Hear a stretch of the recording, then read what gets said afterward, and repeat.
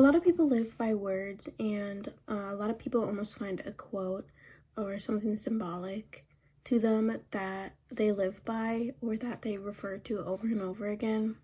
In The Hate U Give, Angie Thomas characterizes her family that she focuses in on very well around the quote, "The hate you give F's little infants." Just hearing this quote, it sounds very harsh. It sounds very blunt and to the point, which is a great reflection of one, not only the meaning of the book, but two, also of the style that the author writes this book in.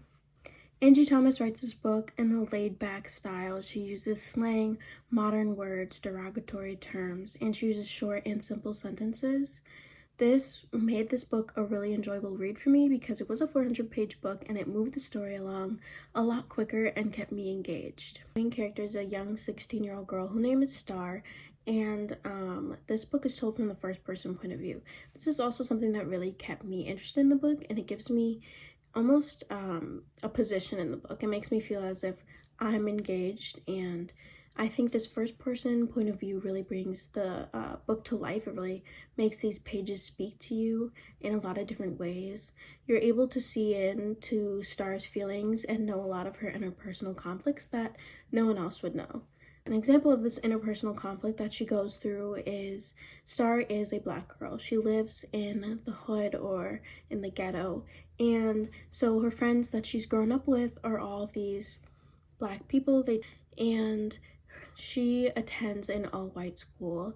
This decision was made by her parents to give her the best chance of having a good future, but Star really struggles to know who she needs to be around which friends. When she's at her private school, she feels that she needs to switch up and not be the stereotypical Black girl, and when she's with her Black friends, she feels she doesn't need to act like the whitewashed girl. This also ties into the theme of racism and the evils that it brings to people. Star watches her best friend be killed right in front of her eyes.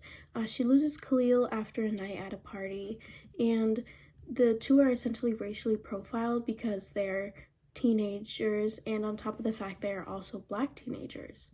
This also brings us to another theme. This theme is the cycle of poverty and crime. I thought that this book really shows that quite well. Like I said, Khalil loses his life and he's shot by a white cop for really no reason at all, but a lot of white people try to justify his death by saying that he was a young Black male and that he was going to die anyways because he was a drug dealer, he was involved in gangs. But this cycle of poverty and crime gives you a whole new insight, and it shows you why people decide to make the decisions that they make. Khalil is trying to support his family. His mom is a repeated drug addict and is in and out of jail. So Khalil wants to give his family the best chance that they have, and the only way he feels he can provide is by going with whatever makes the most money. This gives me a new perspective because sometimes in society we don't understand, we frown upon the person who makes those decisions, but it's society's fault because we've not given them another way out.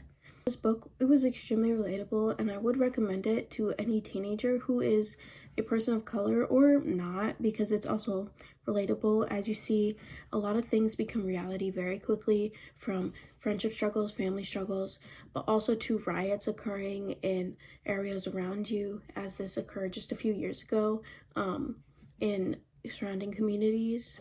Personally, I was able to stay engaged with how much I could connect to this book. Being a person of color in a school of mostly white kids is not an easy thing to grow up with, and it is a really hard situation to be able to find yourself and figure out who you are. If you're interested in reading a very good book and something that will keep you wanting to turn those pages, I would definitely pick up The Hate U Give. It is a great book, and it highlights romance, drama, family drama, and modern culture.